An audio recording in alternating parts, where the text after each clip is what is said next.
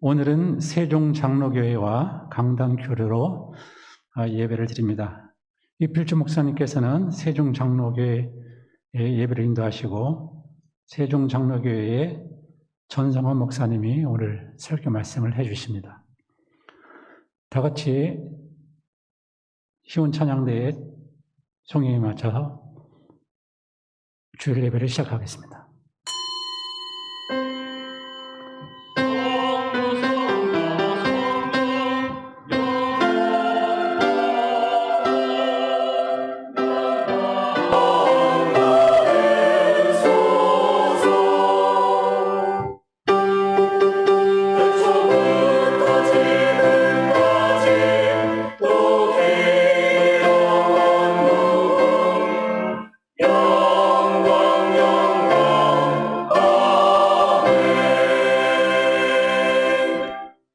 하나님을 나의 주로 고백하는 주님의 자녀들이 주의 성소 모여 주님을 예배하오니 우리의 예배를 받아 주시옵소서. 예수님의 이름으로 기도합니다. 아멘. 다 같이 찬송가 32장 하시겠습니다.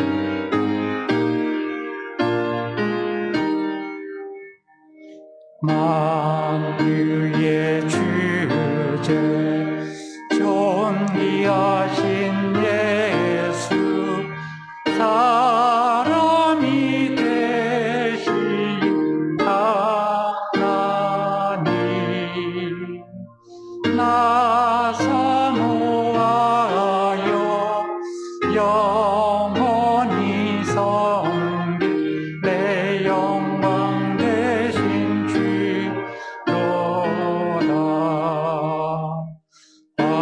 화려한 동산 불쌍한 여수목 다 아름답고 묘하나 순전한 예수 더 아름다워 온갖 기쁨 주시네.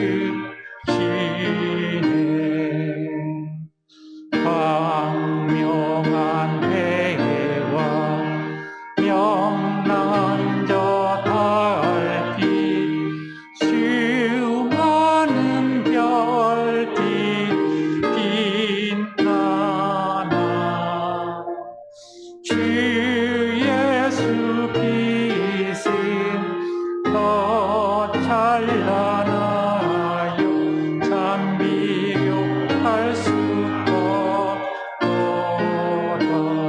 아멘.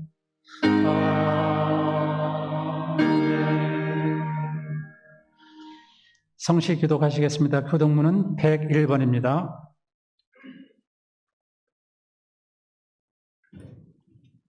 내가 여호와를 찬송하리니 그는 높고 영화로우심이요 여호와는 나의 힘이요 노래시며 나의 구원이시로다. 여호와여 주의 오른손이 권능으로 영광을 나타내시니이다. 여호와께서 시온의 포로를 돌려보내실 때에 우리는 꿈꾸는 것 같았도다.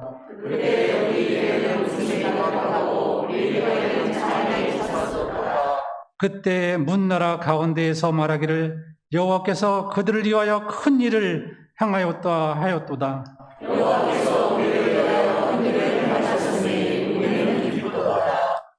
흑암에 행하던 백성이 큰 빛을 보고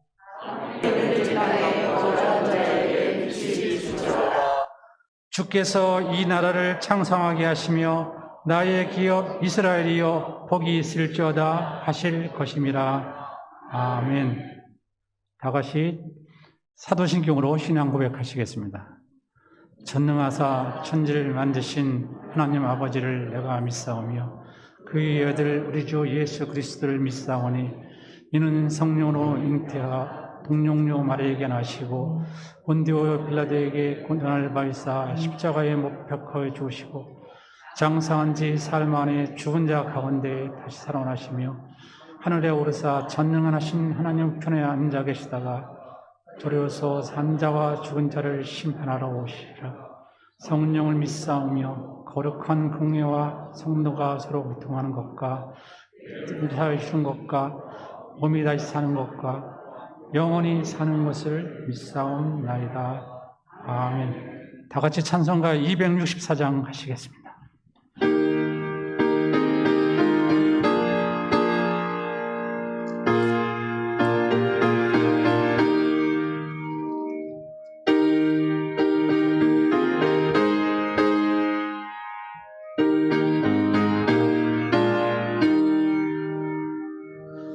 정결하게 하는 셈이 나의 앞에 있도다.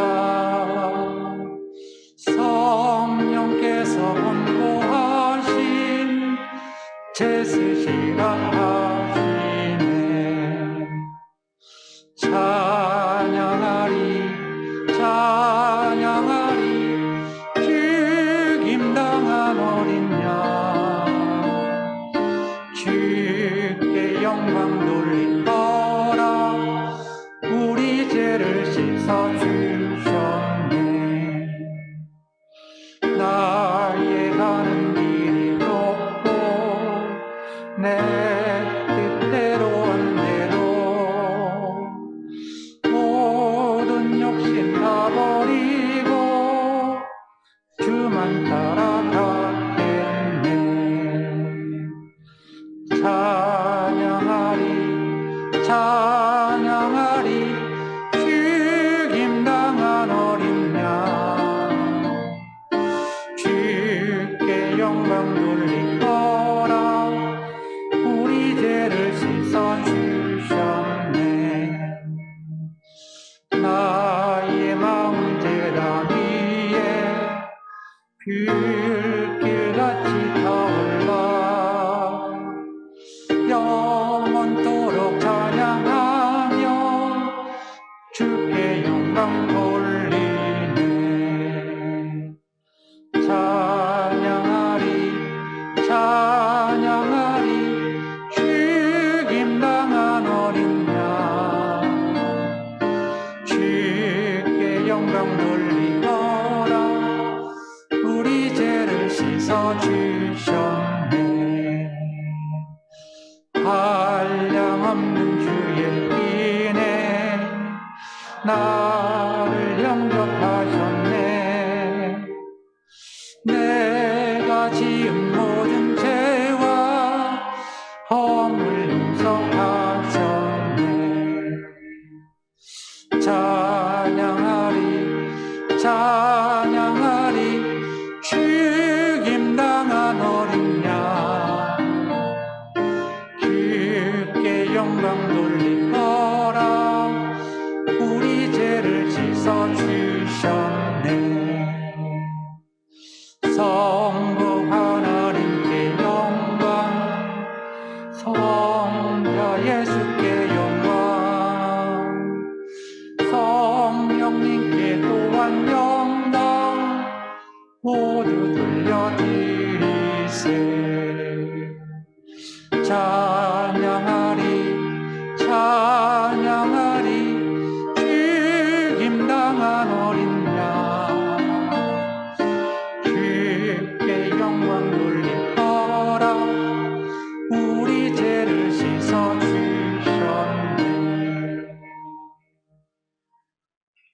김기정 장로님 기도하십니다.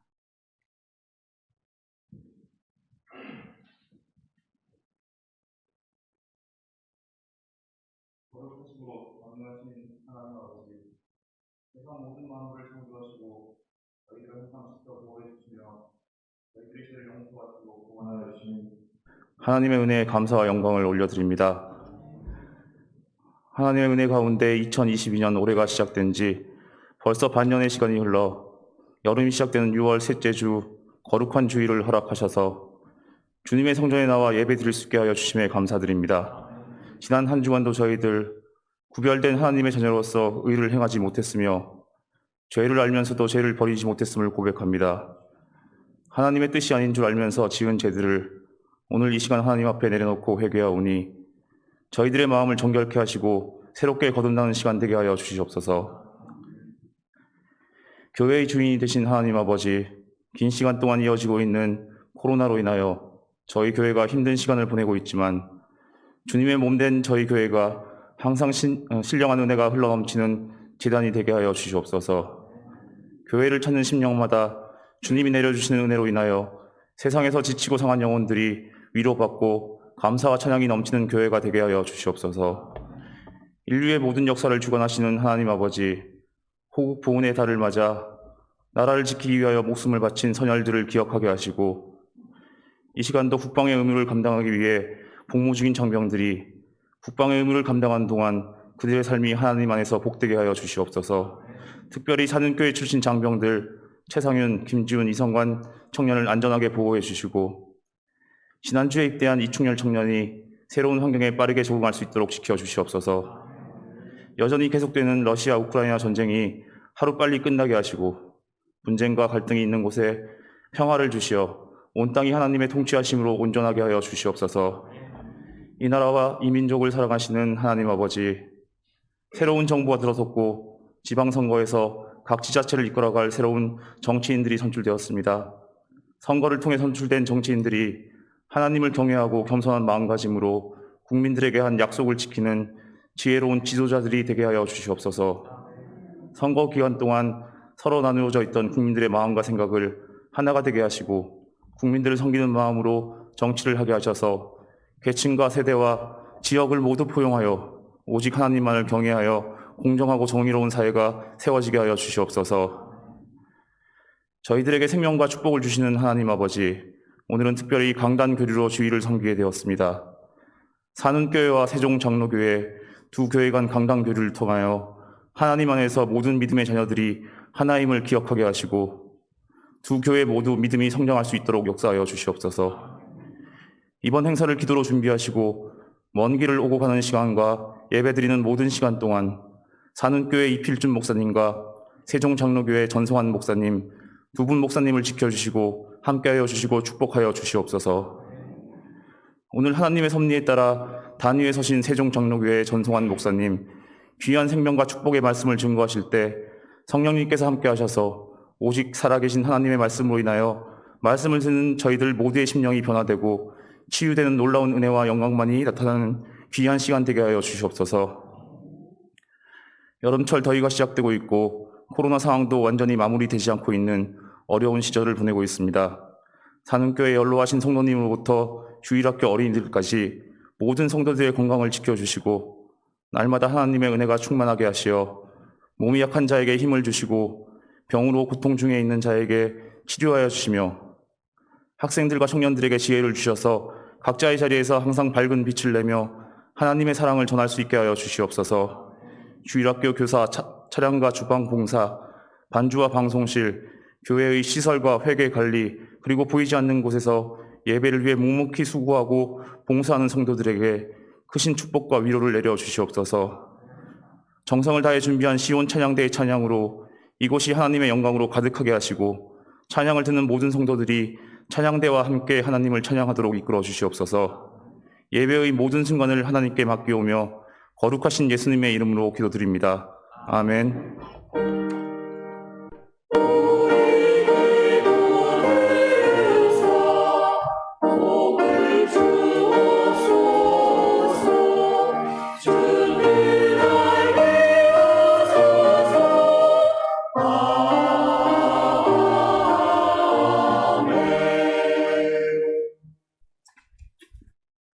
오늘 우리에게 주시는 하나님의 말씀은 창세기 20장 7절로 13절까지의 말씀입니다.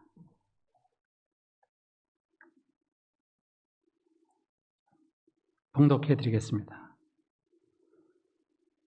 이제 그 사람의 아내를 돌려보내라. 그는 선지자라. 그가 너를 위하여 기도하리니 내가 살려니와 내가 돌려보내지 아니하면 너와 내게 속한 자가 다 반드시 죽을 줄 알지니라.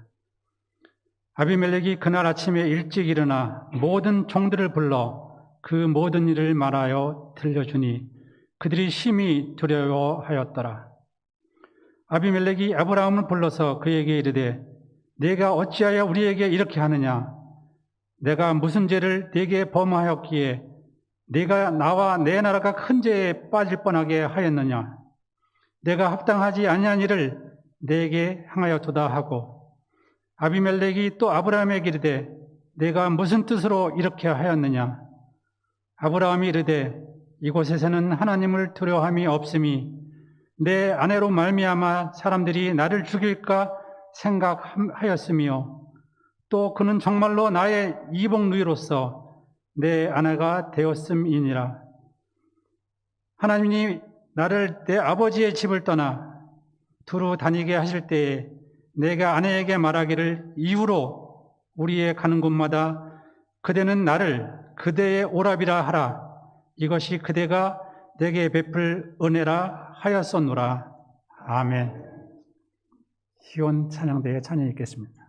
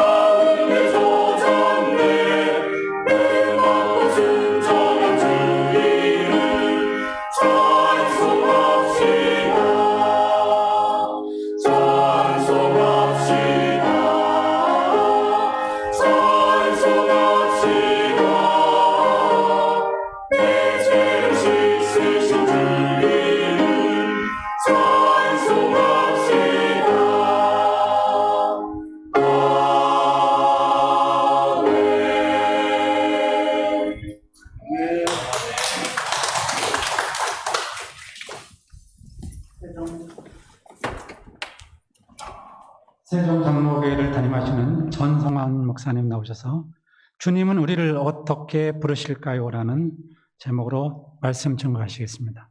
귀한 은혜의 시간 되시기 바랍니다.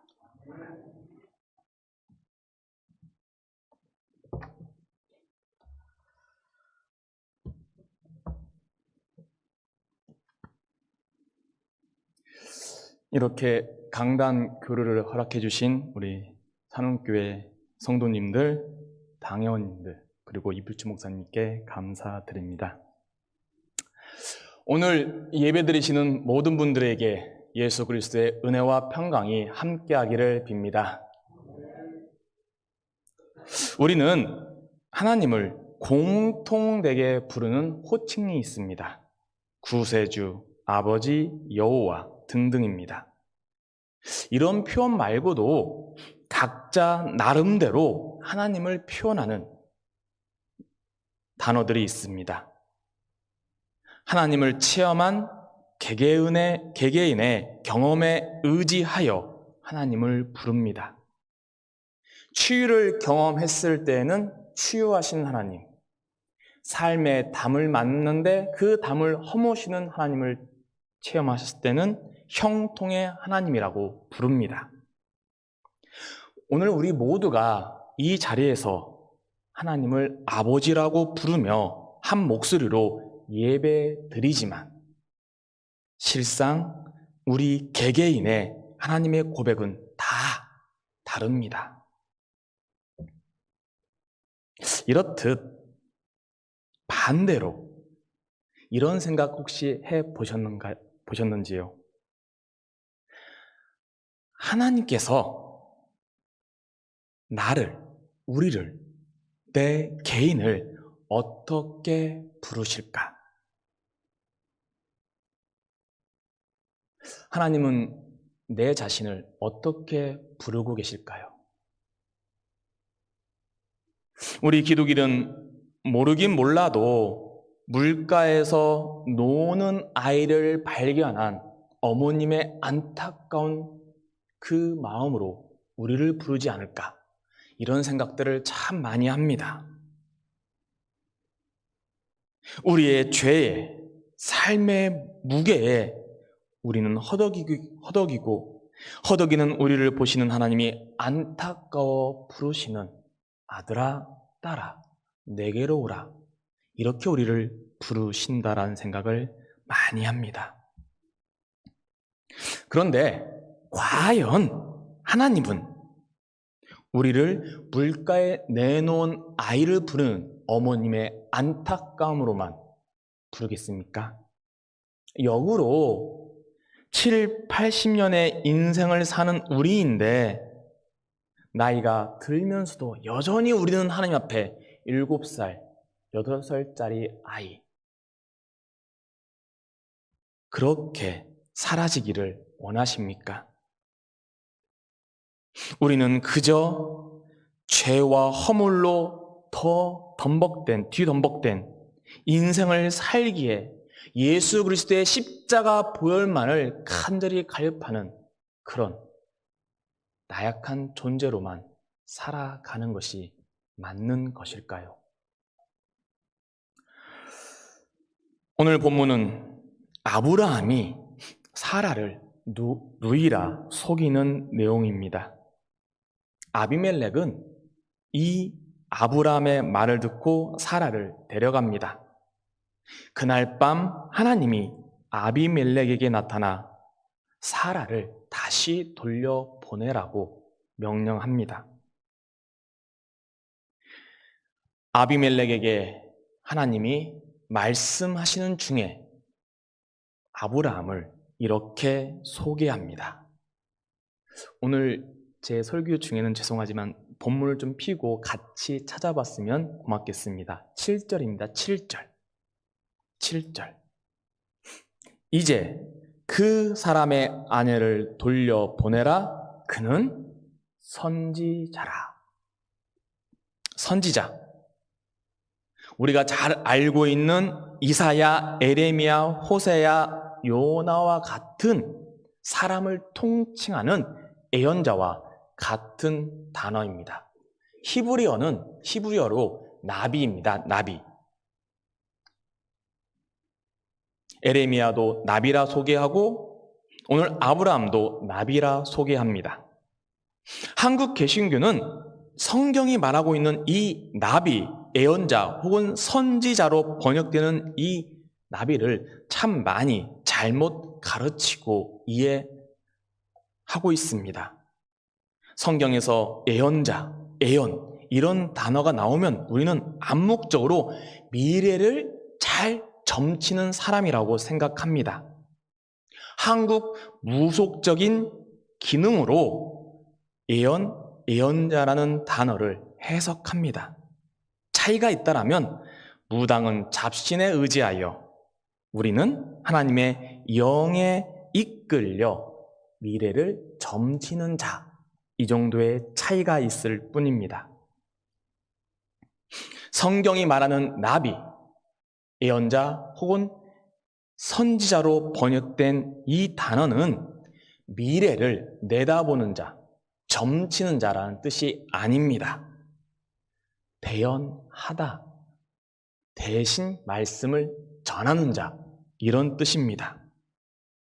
미래를 점치는 자가 아닙니다. 악한 세상에서 소금과 빛이 되는 하나님 말씀을 대언하기 위하여, 대신 전하기 위하여 선택받은 사람, 이게 나비의 원뜻입니다.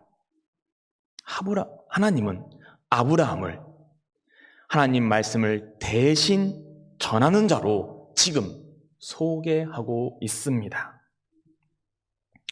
성경에 나오는 수많은 인물들 중에 우리가 가장 높게 평가하고 닮고 싶은 인물은 당연히 예언자들입니다. 우리는 이 성경을 읽을 때마다 이 예언자들은 뭔가 특별한 것이 있어서 하나님이 택하셨지, 우리보다 다른 월등한 무엇이 있어서 택하셨지라는 생각을 참 많이 합니다. 정말로 하나님은 보통이 아닌 위인, 특별한 자, 특별한 능력이 있는 자를 예언자로, 선지자로 선택하고 계시고 있는 것일까요? 다시 말씀으로 돌아오겠습니다. 하나님이 아비멜렉에게 나의 예언자인 아브라함에게 사라를 돌려보내라고 명합니다. 이 말씀을 들은 아비멜렉이 다음날 아브라함을 급히 부릅니다. 아브라함에게 따집니다. 9절 말씀입니다. 아비멜렉이 아브라함을 불러서 그에게 이르되 네가 어찌하여 우리에게 이렇게 하느냐? 내가 무슨 죄를 너에게 범하였기에 네가 나와 내 나라가 큰 죄에 빠질 뻔하게 하였느냐? 네가 합당하지 아니한 일을 내게 행하였다라고 따집니다. 모든 책임, 아브라함 너의 거짓에서 시작되었다라고 아브라함을 몰아세웁니다. 이 따짐에 아브라함이 어떻게 대답합니까? 11절. 아브라함이 이르되 이 곳에서는 하나님을 두려워함이 없으니 내 아내로 말미암아 사람들이 나를 죽일까 걱정하였다라고 말합니다. 아브라함의 이 11절 고백을 곱씹어 봐야 합니다.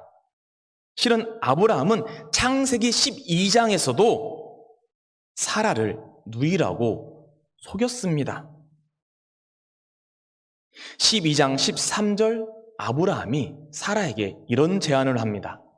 원하건대 그대는 나의 누이라 하라. 그러면 내가 그대로 말미암아 안전하고 내 목숨이 그대로 말미암아 보존되리라 하니라. 지금 20장의 내용과 12장의 내용이 같습니다.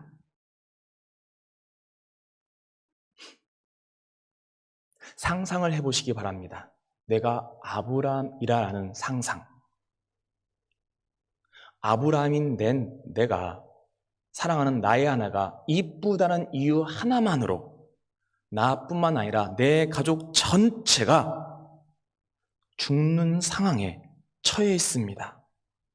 어떻겠습니까? 아브라함은 지금 아비멜렉이 다스리는 영토 안에서 약자 중에 약자로 살아가고 있습니다. 아브라함은 세겜 땅 아비멜렉에게는 이방인입니다. 쉽게 말하면 다른 나라에서 이주하여 온 이주민입니다. 21세기 오늘날에도 내 나라를 떠나 다른 나라로 가면 얼마나 그 삶이 비루합니까? 여기서 몇 배 더 참아야 그곳에서 살아갑니다. 하물며 수천 년 전 아브라함의 삶은 어떻겠습니까? 아내가 이쁘다는 이유 하나만으로 모두 다 멸족당해야 하는 삶을 지금 아브라함은 살아가고 있습니다.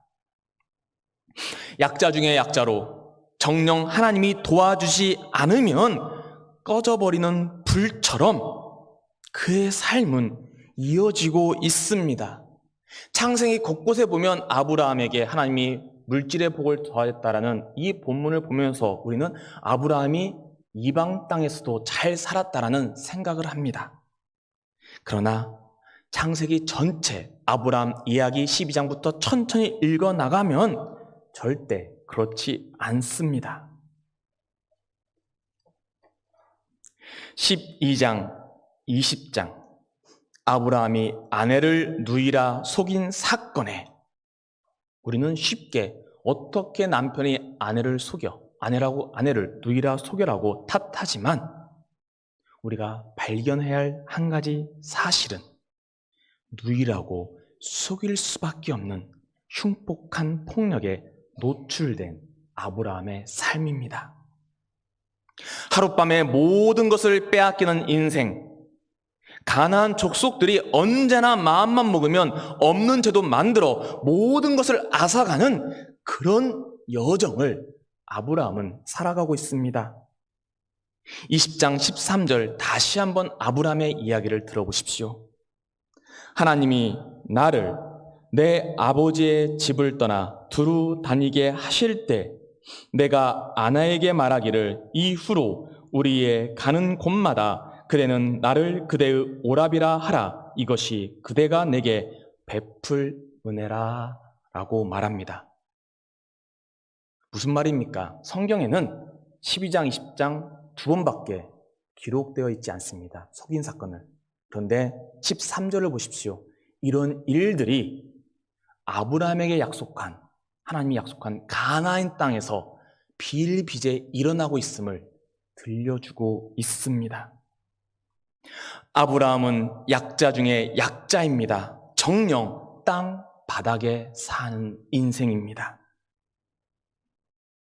이렇게 약한 자를, 이렇게 땅 바닥에 삶을 사는 자를 지금 하나님은 그라를 통치하는 왕 아비멜렉에게 무엇라고 소개하고 있습니까? 그는 선지자라. 하나님은 아브라함을 애언자라며 소개하고 있습니다. 하나님이 아브라함을 소개하고 있는 이 장면도 잘 보십시오. 사라가 뺏기기 전 혹은 사라와 관계가 다시 회복된 후에 선지자라는 표현이 등장하지 않습니다. 아내가 이쁘단 이유만으로 뺏길 수밖에 없는 그 바닥의 순간, 그 처참한 비참의 순간에 하나님은 아브라함이 아니라 아비멜렉에게 그는 선지자라며 소개하고 있습니다. 우리는 어떻게 살아갈 때 하나님의 은혜를 누린다라고 생각합니까? 어떤 삶의 자리에 있을 때 하나님의 영광이 우리를 뒤감았다라고 확신에 찬 찬양을 올려드립니까? 우리 각자가 하나님의 체험이 다르시 은혜의 자리는 다릅니다. 그러나 최소한 한 가지만큼은 모두가 인정할 것입니다. 약자로 살지 않는 삶이 하나님의 은혜입니다. 남들에게 자랑하는 삶은 아니더라도 남들처럼 살아가고 있을 때 우리는 하나님의 품에 안겨 있다라는 고백을 간신히 할 수 있는 신앙입니다. 우리의 기도 대부분 어떤 내용입니까? 단순하게 말하면 이 세상에서 잘 먹고 잘 살기를 바라는 내용입니다. 이왕이면 다홍치마라고 좋은 것이 많아지기를 간구합니다. 우리가 언제 하나님이 나를 외면했다 하며 절망으로 빠져듭니까? 삶이 힘들 때입니다. 풀어야 할 문제가 있는데, 해결해야 할 문제가 있는데 풀리지 않을 때 우리는 하나님의 부재를 체험합니다. 때로는 그 삶의 늪이 깊어지면서 하나님이 나를 버렸다라는 욥의 탄식도 터져나오기도 합니다. 우리가 생각하는 복의 자리, 하나님의 축복을 누리는 자리, 최소한 남들만큼 살아가는 삶입니다. 이런 우리의 신앙의 기준으로 다시 창세기 20장 오늘 본문을 들여다보십시오. 1절, 오늘 본문 7절에서 13절이 아니라 1절부터 전체를 보십시오. 아브라함은 축복을 누리는 삶입니까? 아니면 비참하고 초라한 삶입니까? 하나님이 보호하시는 삶입니까? 하나님이 때로는 외면하는 삶입니까? 아내를 누이라고 말해야 죽지 않는 아브라함의 삶을 우리는 어떻게 받아들이시겠습니까? 서두에 말씀드린 것처럼 선지자는 어떤 특별한 능력을 갖춘 자가 아닙니다. 선지자가 되는지 말지는 진짜 하나님 마음입니다. 그 누구도 모릅니다. 그러나 오늘 본문은 우리에게 한 가지 사실을 명확하게 알려줍니다. 우리 손에 얼마나 많은 물질을 쥐었느냐, 남들에게 박수받을 명예가 있느냐, 다른 사람들에게 전해줄 지식이 많으냐, 다른 사람들을 움직일 권력이 있느냐, 이것과는 무관합니다. 구약의 선지자들인 에레미야, 이사야, 호세야, 이들은 모두 하나님의 권능을 가지고 하나님 말씀을 대언한 자들입니다. 신약의 세례 요한, 바울, 베드로도 마찬가지입니다. 우리 구주 예수 그리스도 이 땅에 하나님 말씀을 대언하는 삶을 사셨습니다. 우리는 이 모든 사람들을 신앙의 선배로 추앙하고 선망의 대상으로 내 신앙이, 내 삶이 그리 되기를 간절히 기도합니다. 그런데 냉정하게 구약과 신약의 선지자들의 삶을 우리의 삶과 비교해 보시기 바랍니다. 그들은 분명히 우리보다 훌륭한 신앙을 가진 건 맞습니다. 하지만 그들의 삶을 보십시오. 비교하기 짝이 없는 삶입니다.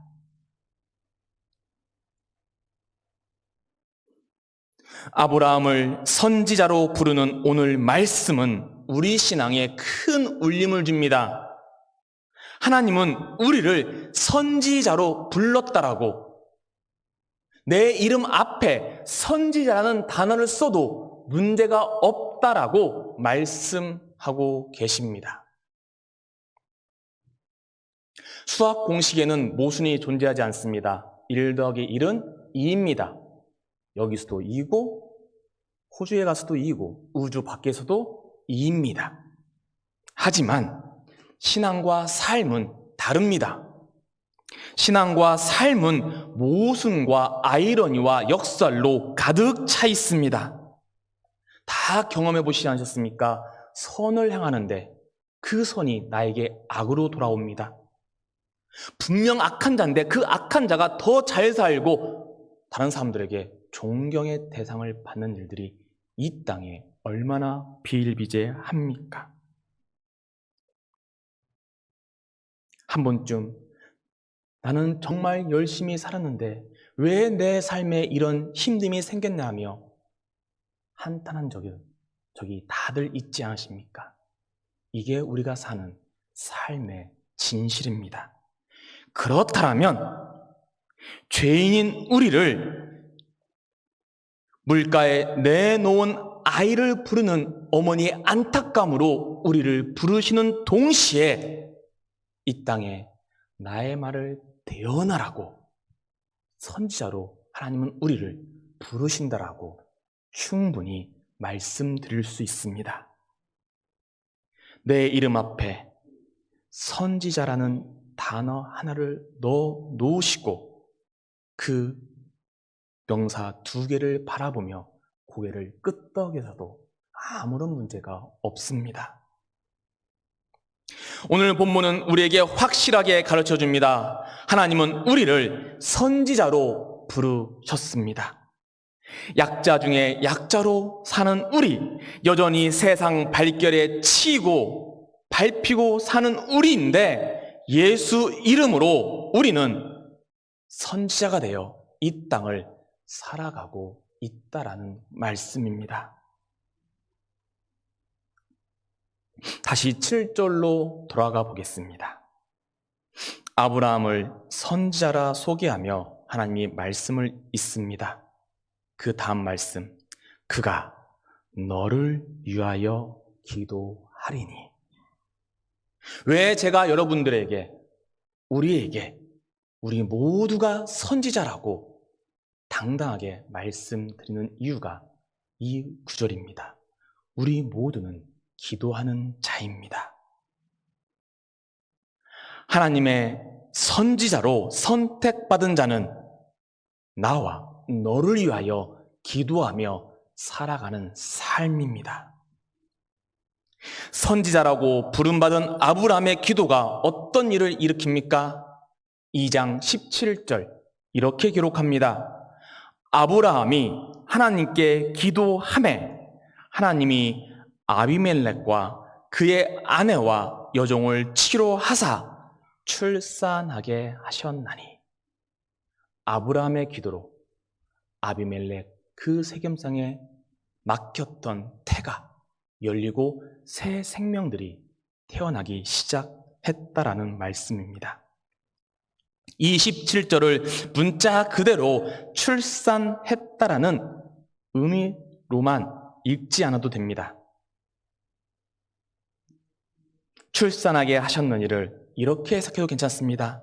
다른 사람을 살게 하는 삶, 다른 사람의 삶에 생명의 기운을 불어넣어주는 사람이 선지자입니다.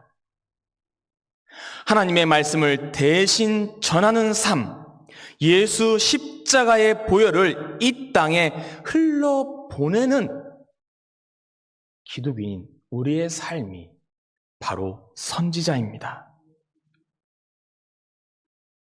곰곰이 우리의 삶을 되돌아보시기 바랍니다.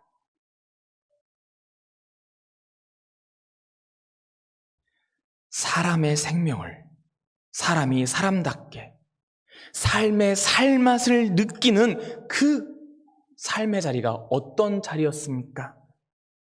돈이 일부 그런 역할을 하지만 정녕 내가 살아있음을, 내가 인간다움을 그 누구 앞에서도 당당하게 선포하는 쉼의 자리는 돈이 만들어주지 않았습니다. 그저 나 좋다 하는 한 사람만 내 옆에 있으면 살맛을 충분히 누립니다. 넉넉한 돈이 없어 나를 돕지는 못해도 나를 위해 눈물 흘리며 기도하고 그 기도를 쉬지 않는다는 그 한마디가 우리의 삶을 이 각박한 세상에서 넉넉하게 만들어 가지 않습니까? 잠시 내가 오늘 이 순간에 이 자리에서 예배 드릴 수 있도록 살아있는 그 근원적인 이유가 무엇인지 생각해 보시기 바랍니다. 각자 다 그 근본적인 이유는 다르겠습니다. 하지만 하나는 장담할 수 있습니다. 물질이 아닙니다. 돈이 아닙니다. 명예가 아닙니다. 누군가의 웃음이었으며 말없이 내밀며 내 손을 살포시 얹어준 이름을 잊어버린 그 손길이었으며 새벽에 흐느끼며 기도하는 부모님, 형제, 내 교인들의 기도였습니다. 당신이 생각나 전화했어요. 할 말은 없네요 하면서 참으로 생뚱맞은 전화 한 통, 그 한 통이었습니다. 길에서 들려오는 노랫가락 한 소절에 우리는 삶의 희망을 발견하기도 합니다. 이런 사건들 일평생에 한 번 경험하는 거 아닙니다. 우리가 일상에서 아주 자주 경험하는 그 사소한 그 사건들이 모여서 오늘 우리를 살게 하고 살아있게 하고 살고 싶게 만들지 않습니까? 이 일상적인 위로로 다른 이의 생명을 살게 하고 우리 삶에 살맛을 더해주는 인생이 바로 선지자의 삶입니다. 우리가 기도한다 할 때 이 기도를 두 손 모아 읊조리는 이 기도만으로 이해하지 마시기 바랍니다. 기도는 방금 전 말씀드린 웃음 한번 웃어주는 것, 고개 한번 숙여 인사하는 것, 커피 한잔 할래요 하며 사소한 말 한마디, 다른 사람에게 관심을 표현하는 행동 하나하나가 기도의 한 모습입니다. 입의 기도, 몸의 기도. 생각해 보십시오. 돈이 많아야 기도, 명예가 많아야 기도, 권력, 지식이 많은 자의 기도가 정말 바른 기도입니까? 아니면 돈, 명예, 권력, 지식이 있어야 기도가 깊어지는 것입니까? 절대로 그렇지 않습니다. 기도가 깊어지는 단 하나의 비결은, 아니 단 하나의 방법은 실은 누군가에게 마음을 둘 때입니다. 서로가 서로에게 관심을 두면 기도가 깊어지고 깊어진 기도는 삶을 넉넉하게 합니다. 교회 공동체에서 가장 큰 축복을 무엇이라고 설명하시겠습니까? 많은 이유가 있겠지만 그래도 우리가 쉬어야 할 이 좋은 날 몸을 이끌고 이 산원교회에 나온 이유가 무엇입니까? 하나님께 예배드리는 목적 외에도 서로가 서로를 위해 관심 가져주는 교우들이 있기 때문입니다.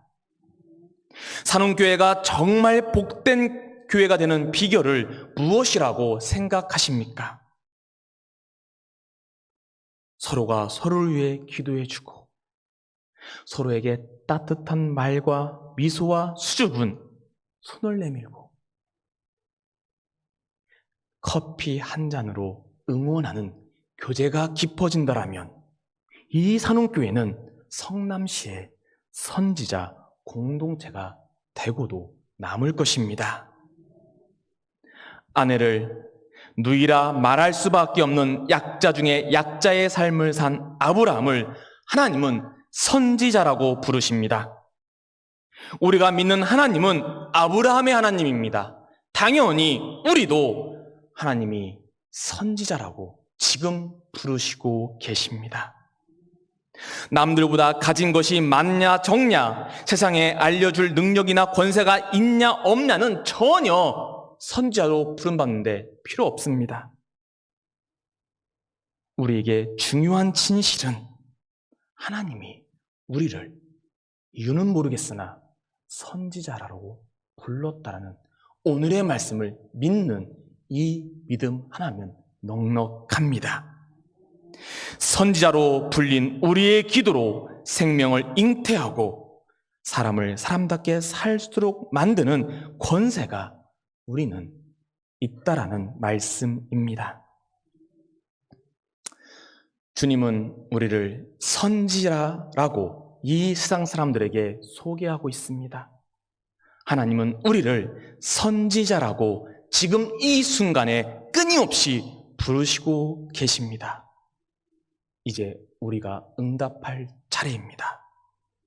선지자로 부름받은 우리는 이 세상에 생명을 잉태하게 하고 살맛나게 만드는 능력을 소유한 사람이자 기도하는 사람임을 잊지 마시기 바랍니다.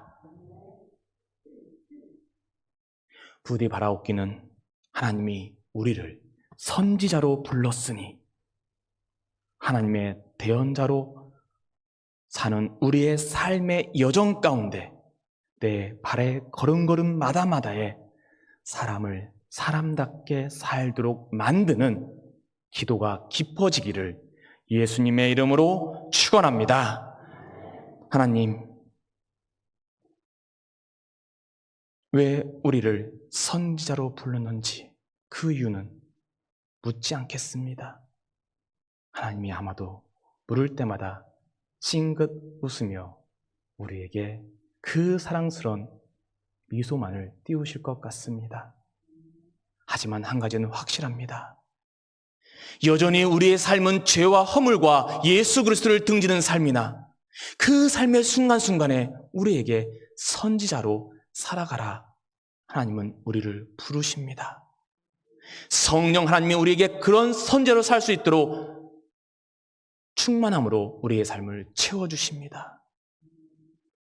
예수님이 우리가 선지자로 살 것을 확신했기에 하나님 말씀에 순종하며 십자가에 달려 우리의 죄를 온전히 사하셨습니다.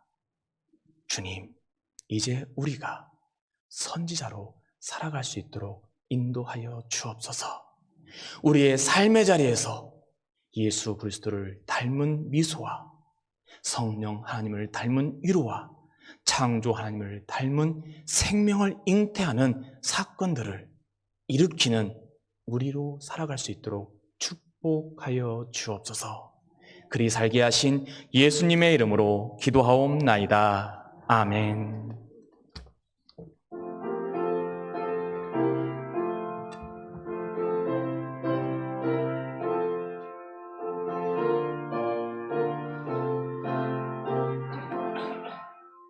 예수 따라가며 복음 순종하면 우리 행할 길 환하겠네. 의지하며 순종하는 자를 주가 늘 함께 하시리라. 의지하고 순종하는 길은 예수 안에 즐겁고 복된 길이로다.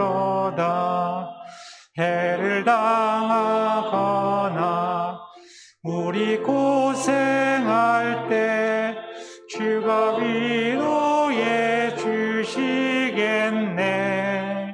주를 의지하며 순종하는 자를 주가 안위해 주시리라.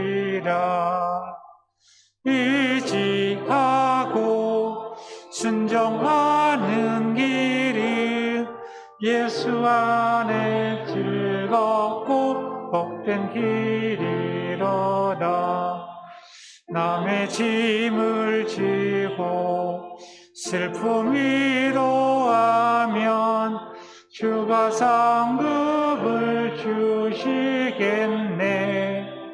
주를 의지하며 순종하는 자를 항상 복 내려 주시리라. 의지하고 순종하는 길이 예수 안에 즐겁고 복된 길이로다. 우리 받은 것을 주께 다 드리면 우리 기쁨이 넘치겠네. 주를 의지하며 순종하는 자를 은혜 풍성케 하시리라. 의지하고 순종하는 길이 예수 안에 즐겁고 복된 길이로다. 주를 힘입어 나는 나를 배우고 주를 모시고 살아가세. 주를 의지하며 항상 순종하며 주가 사랑해 주시리라.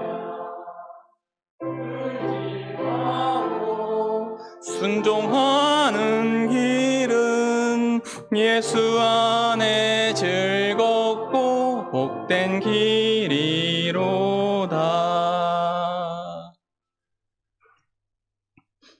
하나님, 감사합니다.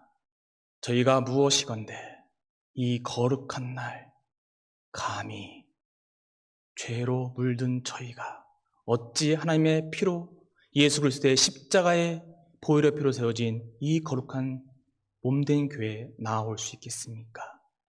모든 것이 하나님의 은혜이고 여전히 우리에게 두 팔 벌려 우리를 향하여 단 한 번도 눈길을 외면하지 아니하시는 하나님의 사랑임을 고백합니다.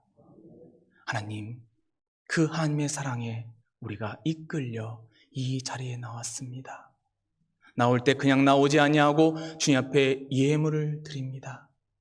내 삶, 내 물질의 일부를 떼어 드리는 것이 아니라 죄로 물든 인생이나 다시 한번 주님의 뜻을 따라 살겠다라고 예수 그리스도의 십자가 보혈의 피를 내 삶에 흐르게 하겠다라는 결단으로 내 전 존재와 내 삶 전체와 내 물질 전체를 드리는 마음으로 내어드리오니 주님이여 이 예물을 흠양하옵시고 이 예물을 드린 한 영혼 한 영혼의 삶에 주님의 손길을 덧입혀 주옵소서.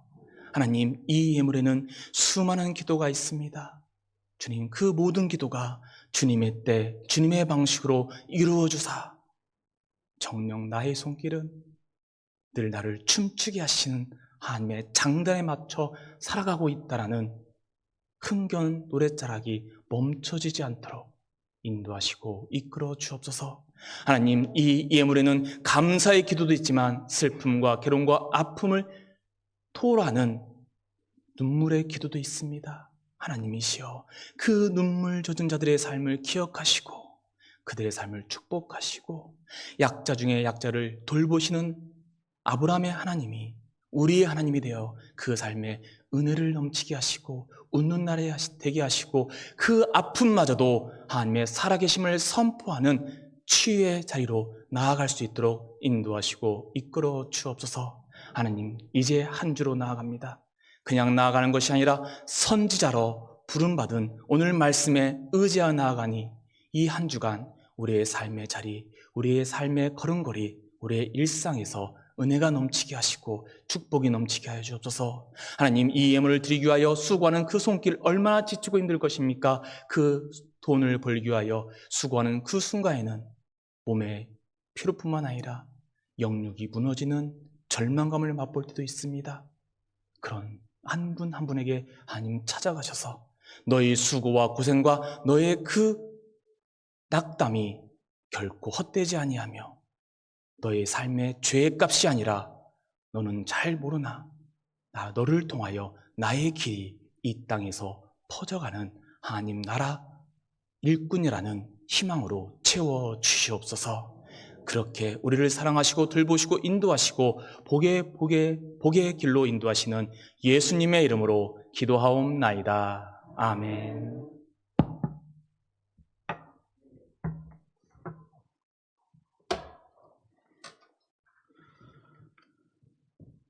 예, 교회에서 실천합니다. 매일 찬송가 부르기, 말씀 읽기 함께 해 주시기 바랍니다. 찬송 부르기와 성경 읽고 암송하신 분들에게 한해서 6월 말까지 종합해 격려 시상하겠습니다. 그리고 신방과 상담입니다. 복되고 은혜로운 신방 될 수 있도록 기도해 주시고 또 신방 신청해 주시기 바랍니다. 오늘은 세종 장로교회와 사는교회에 설교 강단 교류를 하고 있습니다. 말씀이 풍성한 은혜가 임하시고 또 우리 교회가 농어촌 교회와 개척교회를 잘 섬기는 교회로 쓰여질 수 있도록 같이 기도해 주시기 바랍니다. 예, 쌀벌이 신청입니다. 해마다 하는 건데요. 그 지방 교회에서 생산한 그 쌀벌이를 우리가 신청해서 우리가 사주고 있습니다. 작년에도 많이 했었는데 올해는 한 포에 12,000원이라고 합니다. 문의는 이천범 목사님께 해주시기 바랍니다. 지난주에 총회 선교 주일로 지켰습니다. 정성껏 헌금하신 62만 원 총회로 보냈습니다. 헌금은 총회 선교 사업을 위해 쓰여지게 됩니다.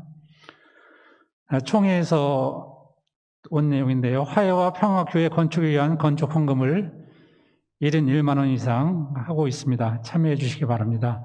우리 교단에 교인들이 한 20만 명 정도 되는데요. 1인당 만 원씩 헌금하면 한 20억 정도 된다고 합니다. 예, 화해와 평화 통일을 염원하는 그런 마음 가지고 교회에 건립을 한다고 합니다. 여기 동참해 주시기 바랍니다. 아프신 분들 위해 기도해 주시고 또한 군에 가 있는 청년들 위해서 기도해 주시고 특별히 지난주에 입대한 이충렬 군을 위해 기도해 주시기 바랍니다. 다 같이 일어서셔서 주기도송 635장 하신 후에 전성환 목사님 축도로 예배를 마치겠습니다.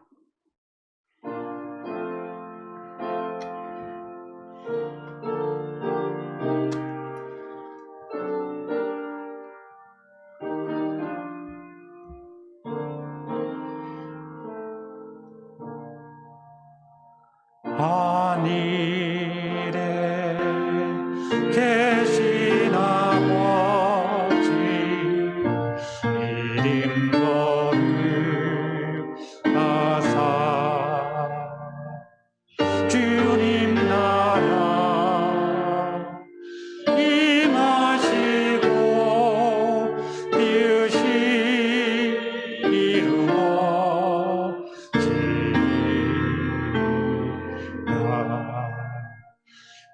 일용할 양식 주시고 우리들의 문제 다 용서하시고 또 시험에 들게 마시고 악에서 구원하소서.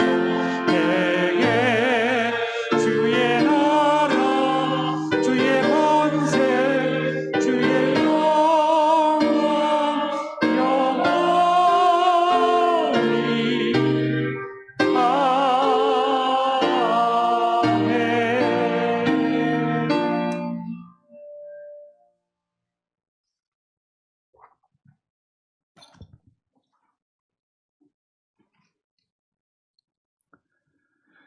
지금은 주 예수 그리스도의 은혜와 한량없는 하나님의 사랑과 성령님의 사귐이 선지자로 부름받은 우리의 기도로 이 세상에 생명의 기운을 넘치게 하고 서로에게 사는 맛을 마음껏 나눠주는 산원교회 한 분 한 분의 삶에 영원히 함께하기를 축원하옵나이다. 아멘.